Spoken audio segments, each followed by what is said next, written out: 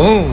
You're a tourist in Ecuador and you know nothing, so I'll tell you everything. The 4 realms of Ecuador: the coast, the Andes, the Amazon, the Galapagos. La Costa.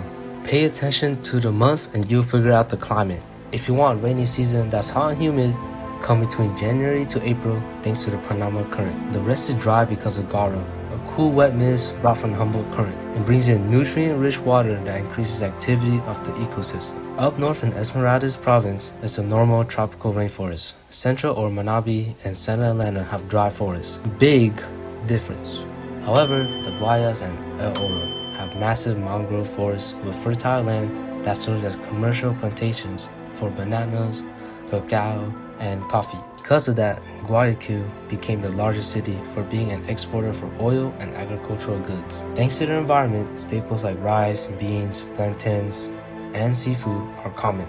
Being near the ocean, locals rely on ocean fishing in protected bays for the economy and as a food source. Their chill way of life is reflected through the marimba music or the bamba dance, a traditional Afro-Ecuadorian style of music and dance. It is percussive, rhythmic, and recognized as UNESCO Tangible Cultural Heritage of Humanity. But way before that, coastal groups left a pre-Hispanic legacy, such as the Valdivaja, for their pottery skills and sedentary agricultural lifestyle, literally setting the foundations. La Sierra, or the Andes, only the toughest survive. Split between 2 mountain ranges running parallel to each other, these mountains are tall. Every 1,000 meters in elevation, conditions change from tropical to a frozen alpine zone.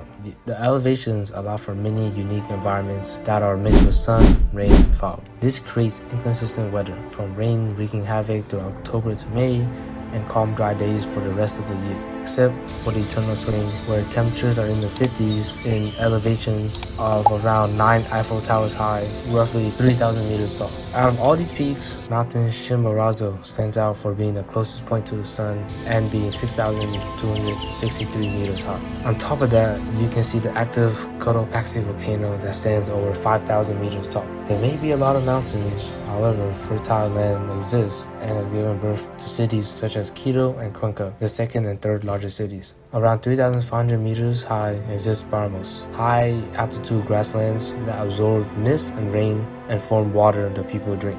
And due to the cold, inconsistent nature of their habitat, they use ancient farming methods and irrigation systems used by the Incas and grew crops such as potatoes, barley, and quinoa for being more frost resistant. A popular meal to combat harsh times is a local de papa, a warm, creamy potato and cheese soup. Beyond those impacts, they left a legacy. For example, quipus, a system of knotted rings that were used to keep records, or the Quapagnan roads, where stone roads connected the empire. Together, to survive, they became textile experts that were unfortunately abused by the Spanish by forcing them into textile workshops. The Spanish also converted the Mira communal labor system to a forced labor system with high mortality rates. From worshipping the sun god Inti or building temples, clearly Incan and indigenous people had great influence. For example, a popular dance of theirs is the San Juanito, rhythmic, upbeat foot stomping and famous celebration that marks their presence. Such dances are only possible thanks to bambo, a wooden drum topped with animal hide that serves as the beat to several songs. Now, imagine being covered by morning mist. El Oriente, the popular and humid Amazon rainforest that rains enough to submerge a basketball hoop, or 120 to 240 inches per year. You don't get normal seasons like fall, spring. Instead, the rain levels and season determine it. From forest floods through March to July, and the rest being calmer with temperatures consistently in the 80s high and lows of 70s. Landscapes such as the Andean Piedmont consist of ridges and waterfalls that smoothly connect with the Andes. You also find rivers such as Napo, Pastaza, and Ogarico, where white water that appears brown contains sediments. On the other hand, you could find black water, where the color is a result of decaying forest vegetation. The indigenous people were able to use the rivers, transportation, food, and communication.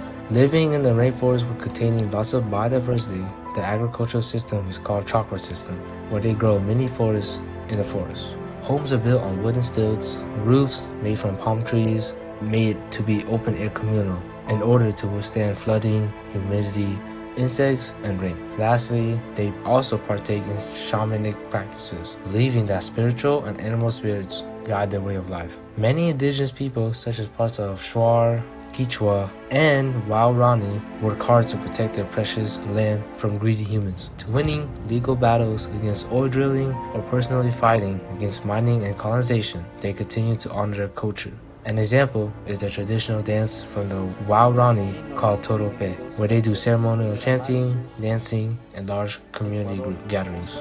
Lastly, teleporting 600 miles off the coast, you'll find 13 major islands and over 100 islets built from volcanic eruptions, the Galapagos Islands. With volcanoes constantly changing the landscape, the arid coastal lowlands are built of barren lava fields, thorny shrubs, and large endemic cacti. Away from the volcanic features, places such as the lush highlands are able to capture moisture from the Garu mist, a haven for wildlife. You also have coastal areas like the littoral zone that allows marine wildlife to thrive, such as marine iguanas. Since it's so different compared to the other regions, the islands serve more as tourism, with strict conservation efforts because humans like to ruin things, obviously.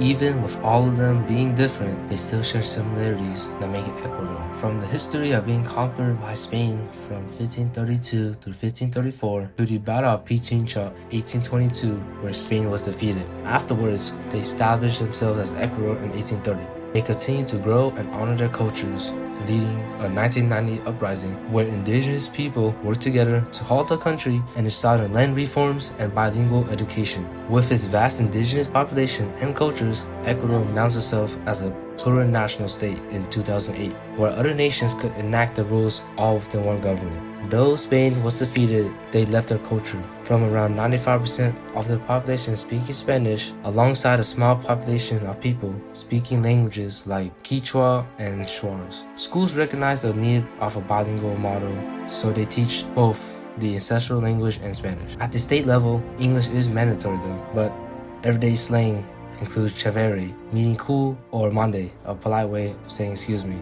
Spain didn't just impact language, but religion also, as 75 to 80% of the people identify as Roman Catholic, though they mostly blended it along with their own indigenous beliefs. However, they still established their own cultures, from carnival events on Monday and Tuesdays of the third week of February, where they throw water, foam, flour, or eggs at each other. Another example, La Novena. From December 15 to 24th, prayer gatherings occur and share carols, hot chocolate, and local sweets. They also honored their ancestors on the Day of the Dead that is celebrated over a few days but recognized on November 2nd, and cleaning tombs, symbolic meals, and sharing purple corn drinks called Colada Morada. They also share similar holidays like New Year's Eve, except done in their own way, such as burning large effigies at midnight, which are monstrous puppets meant to represent last year's problem. Away from those big events and down to the daily life, Sunday rituals are held where families gather for large midday meals such as fritada or encebollado.